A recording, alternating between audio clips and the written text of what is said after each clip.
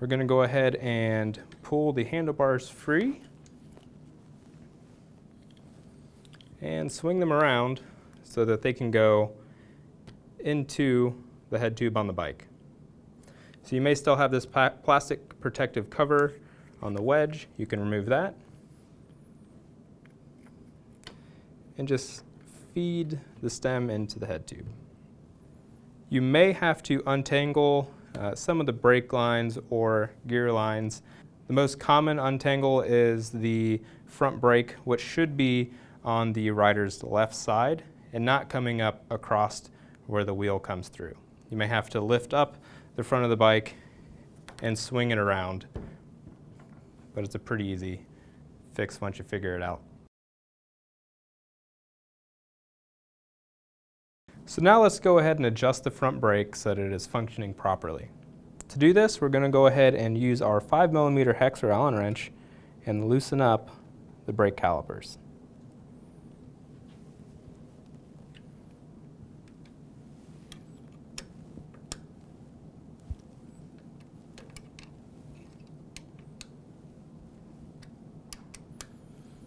You do not have to remove this hardware.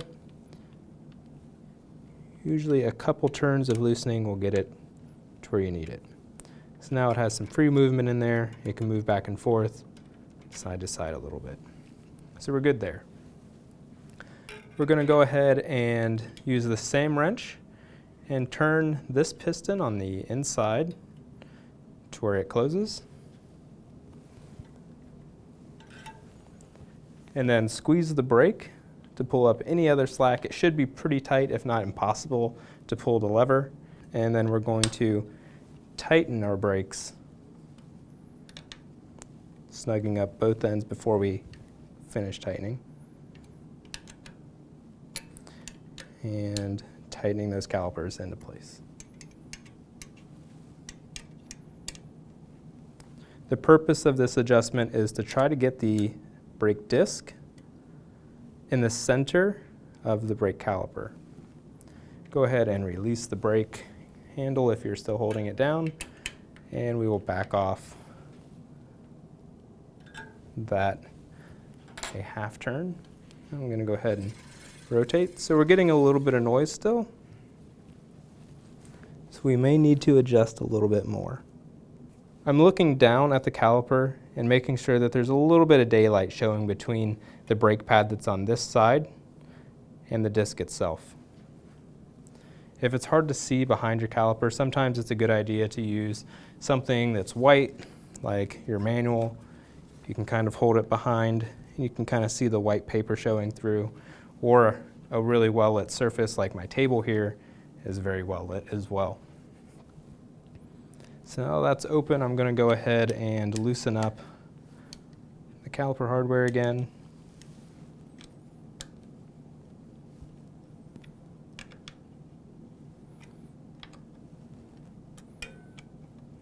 And do it just enough to where it can move around on its own again. I'm going to open this up so I see a little bit more daylight. Okay. Now squeezing on the brake handle, in this case I can pull back a little bit further than last time. I'm going to retighten the caliper bolts.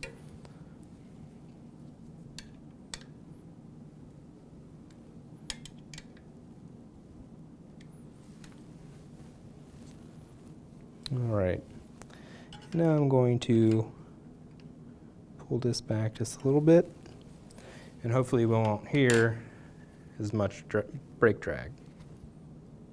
And we're good to go. All right, so now that we've adjusted the front brake, we'll go ahead and check the back brake. Just going to give it a quick squeeze and make sure that it works. Could use a little bit of adjustment. So I want to make sure that the brake pads are touching the rim in the appropriate places and making sure that it's straight and not hitting anything. So I'm just going to move it into place. If it's loose, loosen it up. If it's tightened into place, just kind of get it where I need it. And then use my 5mm Allen wrench or hex wrench to tighten it up. You don't have to strong arm the hardware. You just want to get it into place and just get it a little snug. Gonna go ahead and give this a test squeeze. Looks pretty good. So I'm noticing that this side of the brake lever is moving in much more than this side of the brake. So I do want to adjust that. So by doing a quick adjustment, we can change it. There are tension screws on both sides, identical on both sides, and it is a Phillips head screw, and it goes into the bottom of the brake on each side. So the side that's not moving, we want to add tension to. So we would give it one turn and squeeze it and see if that fixes it. In this case, one turn does fix it for us.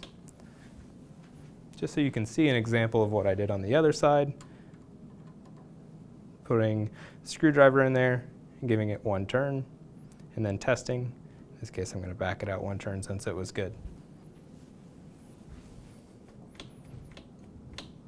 So yeah, the brakes on the back of this Nighthawk are good to go. All right, so that brake is a little out of adjustment there, so we're going to use a 5mm hex or Allen wrench to go ahead and adjust it. We're going to loosen it up.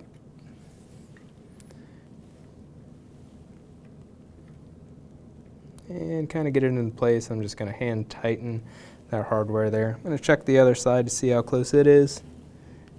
It looks like it's pretty good. So now I'm just going to tighten this up, making sure it stays in place. If you're having a hard time keeping it in place, you can also go ahead and squeeze the brake, and that'll also help you keep it in place a little bit. You don't have to over tighten, otherwise the brake pad may start to move on you. Just need it good and snug.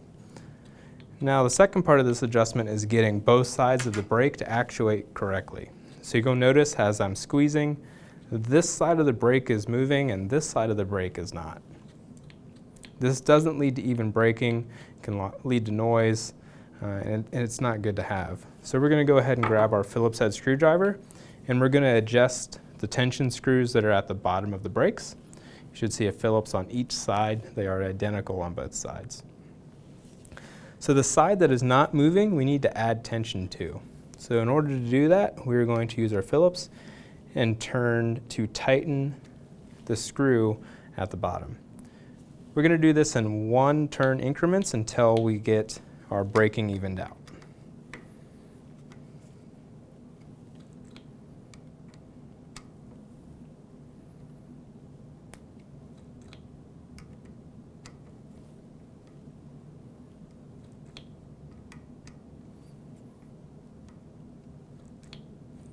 All right, you can see that it's starting to actuate the other side of the brake now. And we're going to go ahead and give it another turn. And it's starting to equal out for us. All right, looks like we have good actuation on both sides now.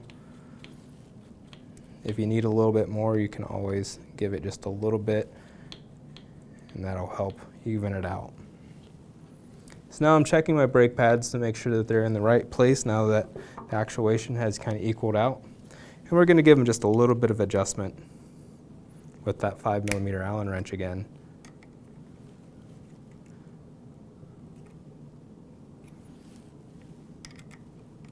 You want to make sure that the brake pads are lined up so that they hit the rim, but they don't hit the tire. All right, so it looks like our front brakes are pretty well adjusted. Good equal movement on both sides. It's touching the rim and not the tire. We should be good to go. All right, so now we're going to go ahead and look at the rear brakes and make sure that they're good. So we're going to go ahead and squeeze the lever a couple times, make sure that we had good movement on both sides. And this one's pretty good from the factory, but in the event that you do need to adjust anything, refer back to those instructions that we had in the front. You can use a 5mm wrench and insert it into the hardware and line up anything if need be. So I'll just adjust that a little bit just to straighten it out. The adjustment screw again is at the bottom.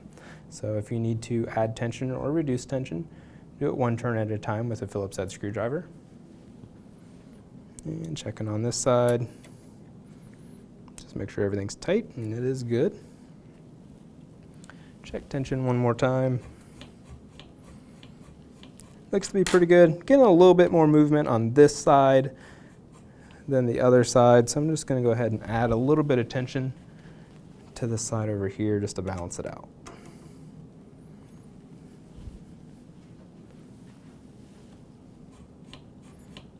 All right, looks pretty good now.